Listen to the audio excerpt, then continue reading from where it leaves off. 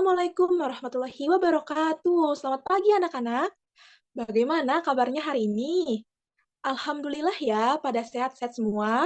Apakah sudah siap untuk belajar hari ini? Good job anak-anak ibu. Nah, selanjutnya kita sebelum memulai pembelajaran, baiknya kita berdoa terlebih dahulu yang akan dipimpin oleh ketua kelas yaitu Rafli, kepadanya dipersilahkan. Amin. Selanjutnya, Ibu akan mengecek kehadiran kalian. Jika Ibu memanggil nama kalian, kalian tolong menjawab hadir ya. Baik, yang pertama yaitu Areta, hadir ya. Akila, hadir. Mika, hadir. Aspar, hadir. Rafa, hadir. Dan Rafli yang terakhir, hadir. Alhamdulillah ya, anak-anak Ibu sudah masuk semua. Selanjutnya,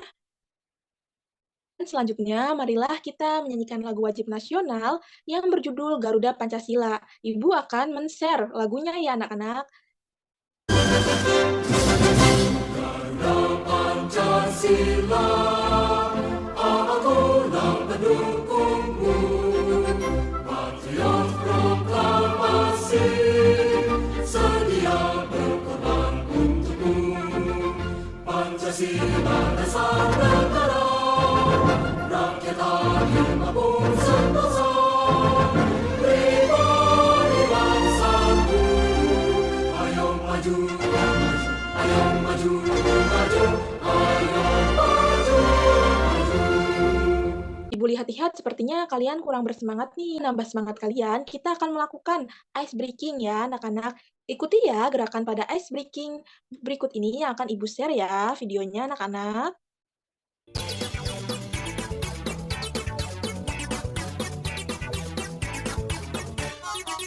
Tangan diputar-putar, bertepuk tangan.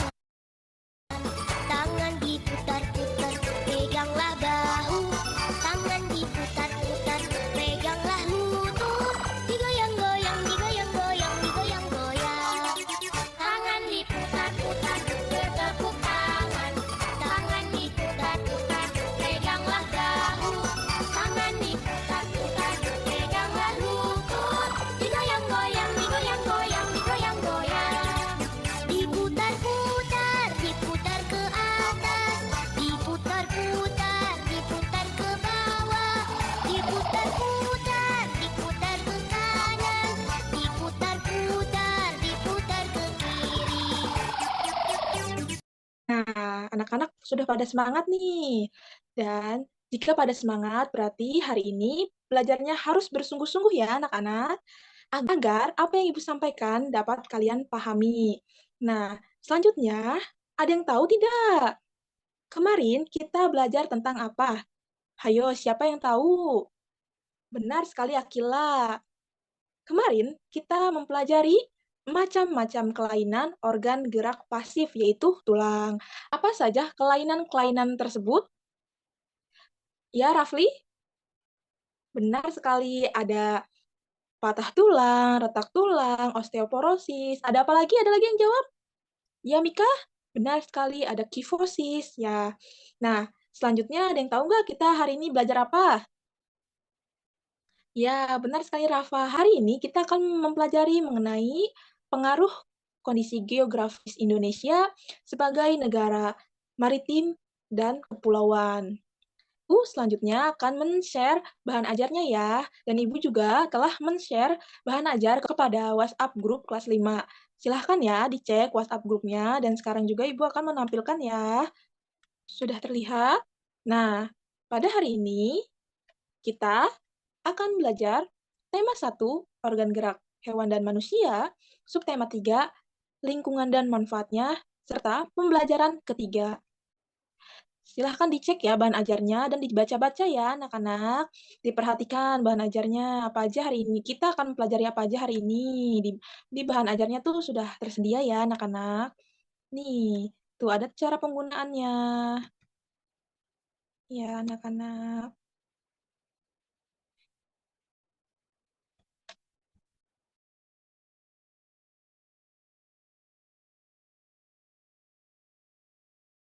Ibu akan menjelaskan materi. Nah, hari ini kita akan mempelajari tema 1, organ gerak hewan dan manusia, subtema 3, lingkungan dan manfaatnya, serta pembelajaran ketiga.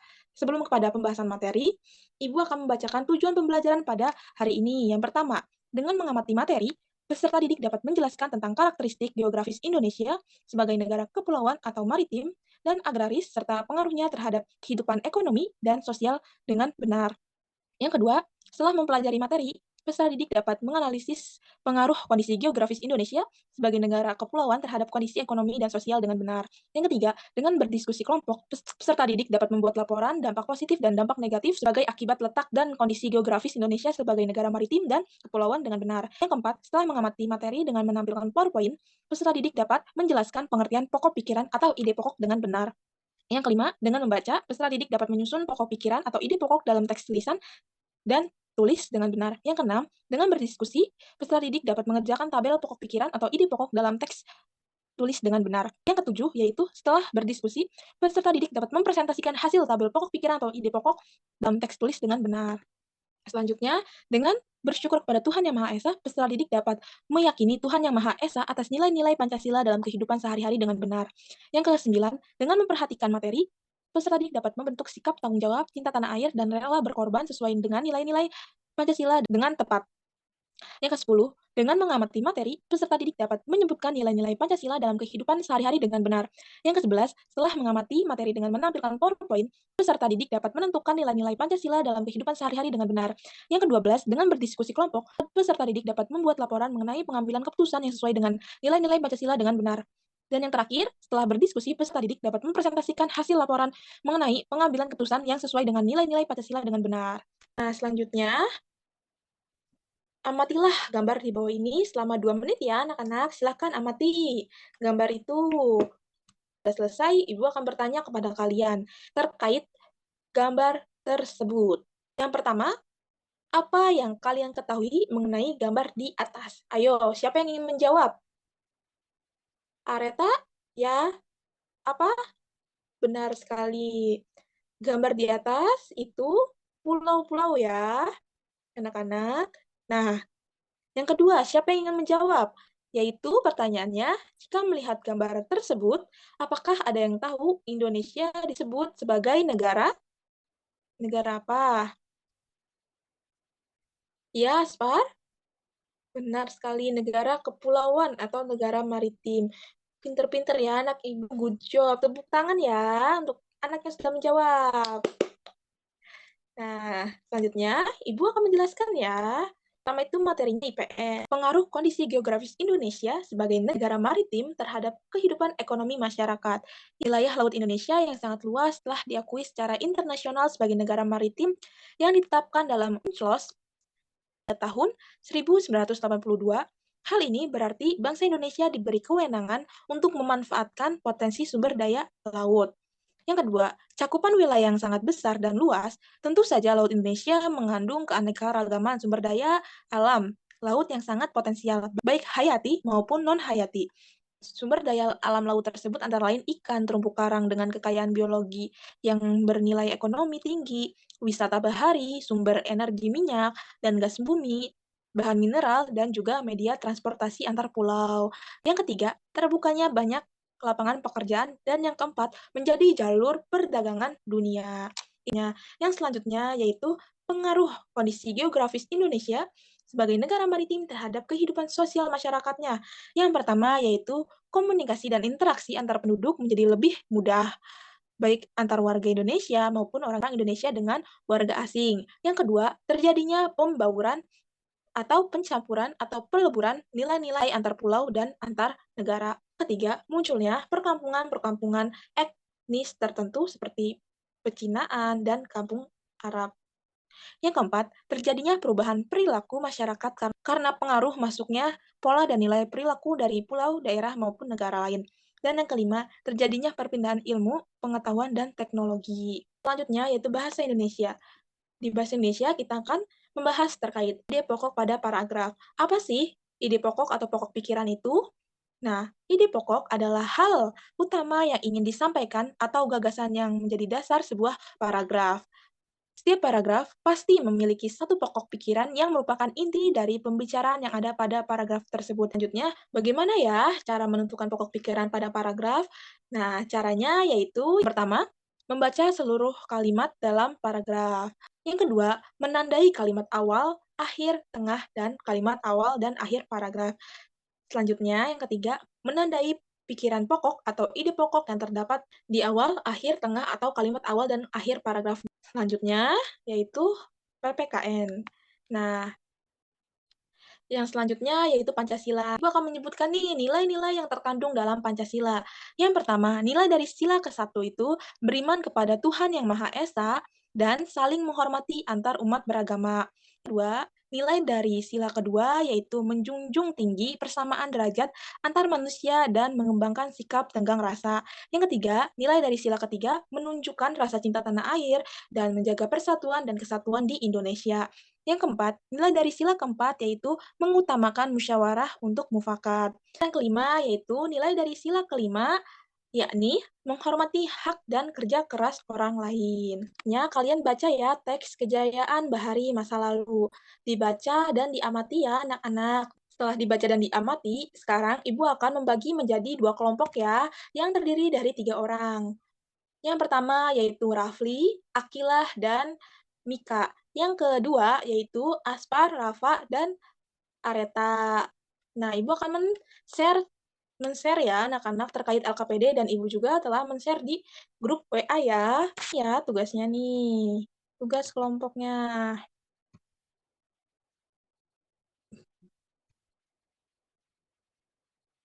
Ini ya tugas kelompoknya ya.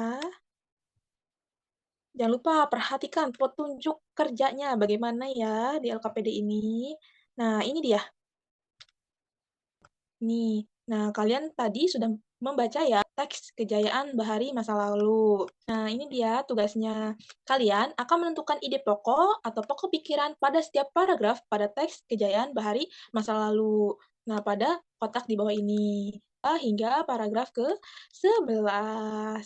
Nah, yang terakhirnya kalian silahkan berdiskusi ya anak-anak. Apakah ada yang sudah selesai tugas kelompoknya? Ya, kelompok 1 dan 2 sudah selesai? Ya, baik. Jika sudah selesai, kelompok siapa dulu yang ingin maju ke depan untuk mempresentasikan hasil diskusinya? Kelompok 1, perwakilan yang akan mempresentasikan hasil diskusi kalian ke depan ya. Maju ke depan ya, Rafli.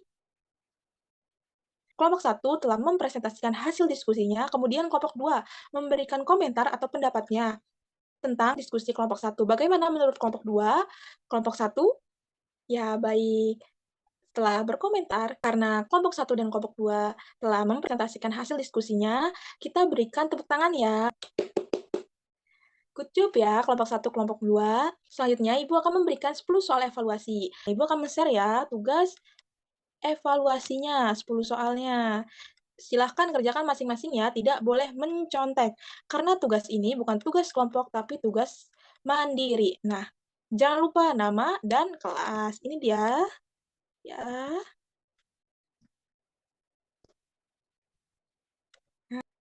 Yang sudah kumpulkan ya, anak-anak.